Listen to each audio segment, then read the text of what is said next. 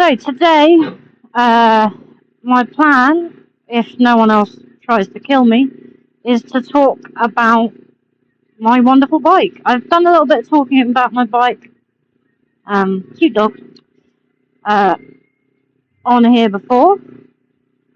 First of all, I also wanted to say I've got a new setup.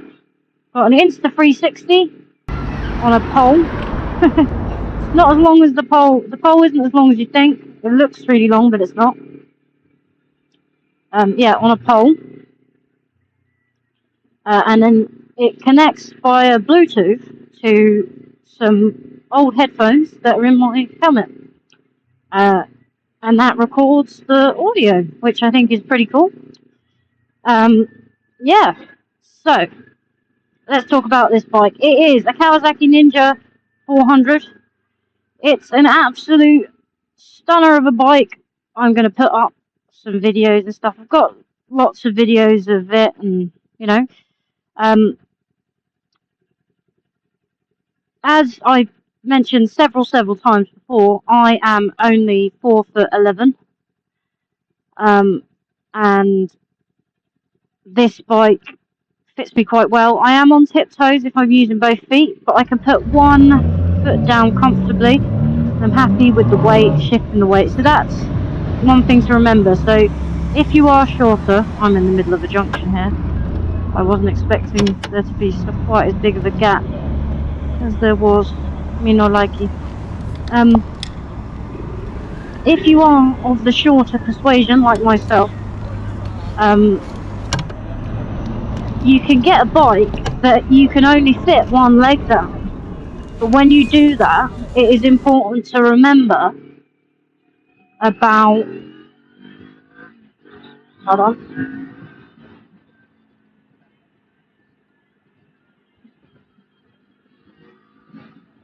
It's important to remember about the weight of the bike and being comfortable with shifting the weight in between your 2 feet, because you will have to use both, you know?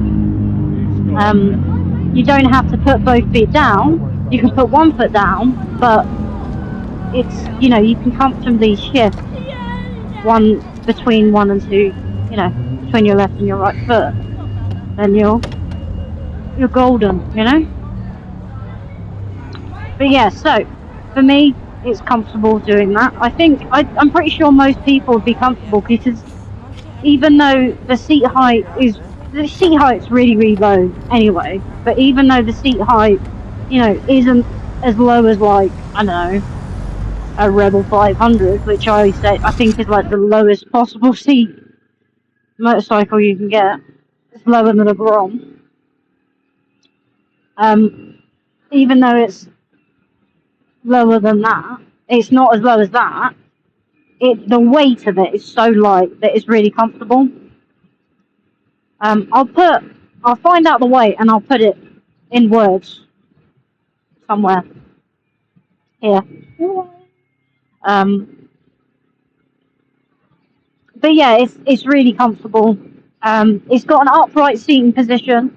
As you can probably see, I'm sat quite relaxed. It's because the clip-ons are raised. They've got like razors on them as standard. So as standard, your seating position isn't actually at all aggressive, You can scoot your butt back and go for a little bit of a more aggressive stance, but it's comfortable without, which I like, because I use mine to commute as well as for a fun bike. Power-wise, I'd say it's got good power on all levels, personally.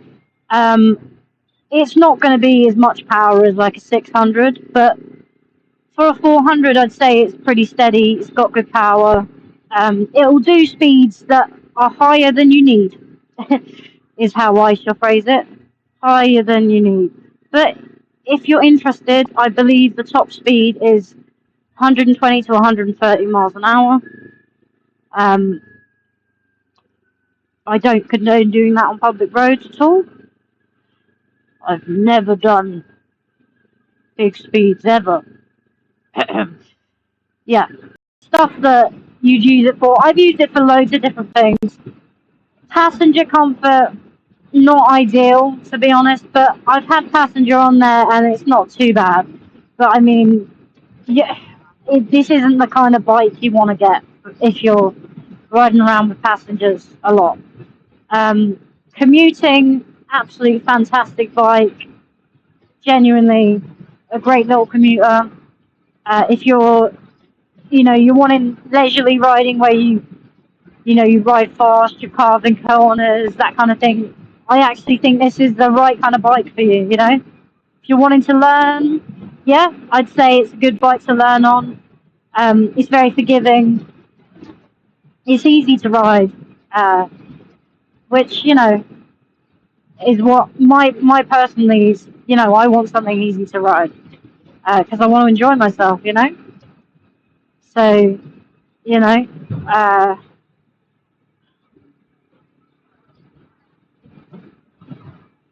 I'm trying to think of other things that it comes with a slipper clutch from standard, which has now like ruined me for any other bike other than slipper clutch related bikes.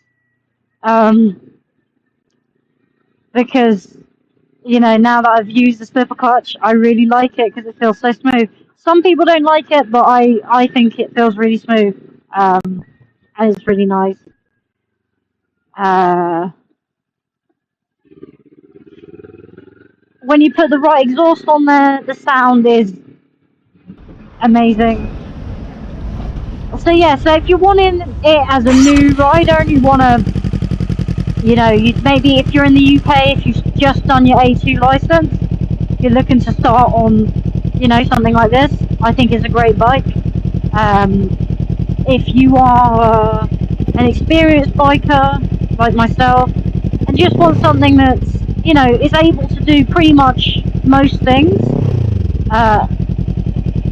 that is comfortable and, you can really carve corners on it, but also you don't have the pressure of it being massive and heavy, and it's comfortable because of the seating position and stuff like that. If that's the kind of thing you're looking for, then this is, definitely the right kind of bike for that.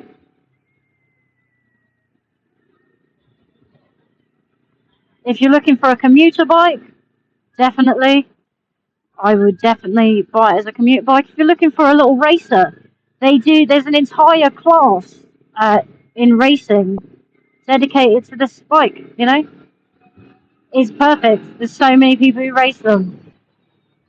And you can get so many parts and stuff for them. They're honestly fantastic for that. So, there's that. Um, it's pretty cheap. Well, I'm gonna remove the word cheap and I'm gonna say affordable. Cost me secondhand like 5,500, which I think is reasonable for what it is, and it had some upgrades and stuff, and that was from a dealership as well, and it came with warranty and stuff, and that was only a year old with only 1,500 miles on it. I've put many a mile on it since. Motorways, it handles motorways easy peasy. Um, it's I think what I like about it as well is it's got quite a lot of low down power, which, for me, I like because not everyone wants to be revving the bollocks off their bike constantly, and you don't need to with this, Um, Redline is 12 to 13,000 RPM, so honestly, I think the best thing I can say is go and ride one. There's a reason people like them. Go and ride one. You know.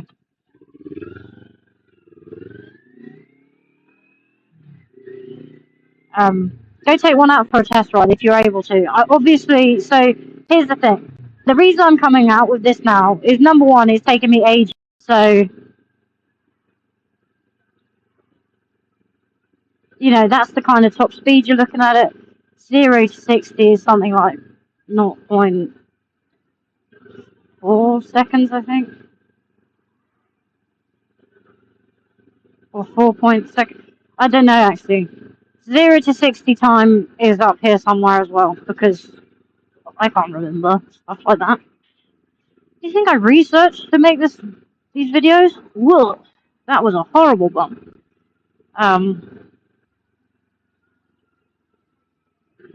Yeah. So, things to talk about this bike. It's really, really nicely handleable. I like the fact that the rear tyre is quite wide. Like, it's got a nice sized rear tyre so that it has a nice rear profile to it. Personally, I don't like the stock windscreen. I find it too flat. That's why I've got an aftermarket windscreen. I have an aftermarket windscreen, an aftermarket tail tidy, and an aftermarket exhaust. My exhaust is a Scorpion exhaust. I shall put in a clip of what it sounds like. The tail tidy and the exhaust were on the bike when I bought them. The screen I put on myself. Easy to change the screen, easy peasy. I like the mirrors, they have an amazing view. They can fold in as well. You can change them for different mirrors if you want a different looking profile, but I think they look good on the bike personally. But that's, you know, it's all down to personal opinion, stuff like that, isn't it? I think the bike has a really nice look to it. It's got a wide profile, which gives the illusion that it is bigger than it is. Although, in all honesty, you'll know from my other videos, if you've watched them, that I really like 400cc bikes and smaller cc bikes personally. I think they're great. This is AT restricted, you don't have to get restrictors for it, whereas the ZX 4RR, you have to put a restrictor on if you want to ride it with an A2 license. So that's worth thinking about. Things that I would change. So the dash is a really nice dash. It's got the analog dash with like half of it's digital, nice big gear indicator.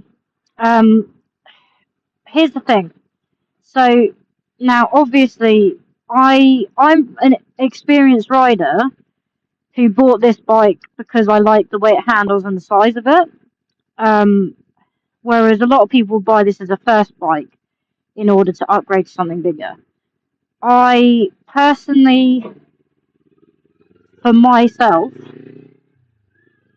I would have liked the gear indicator to be smaller and more emphasis on how fast you're going.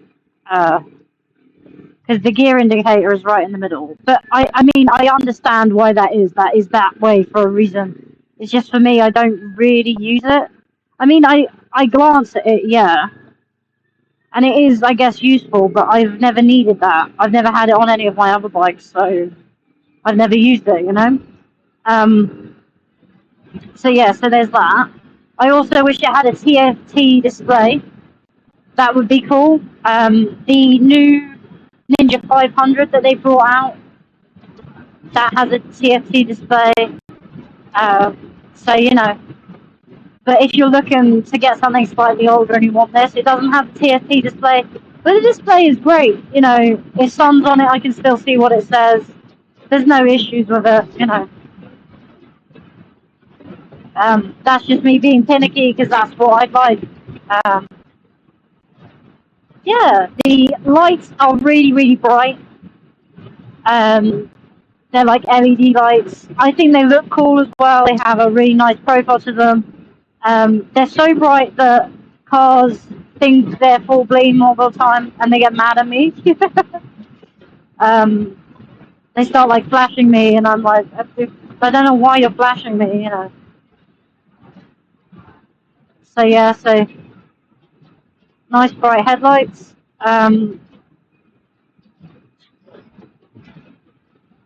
Yeah, other than that, I mean, it's a really nice bike to record this video because I changed my camera setup and then it's working out how to use the new camera and all of that fancy stuff. But as well as that,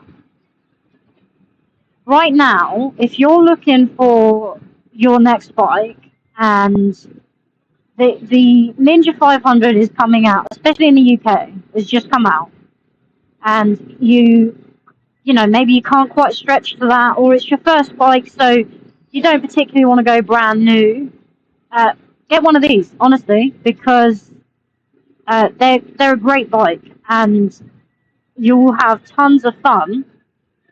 You'll be able to keep up with your friends, even if they're on larger bikes. You know, they might have to not accelerate as fast, because that's the thing, is you're lacking is acceleration.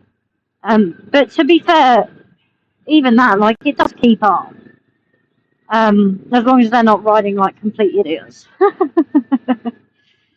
um,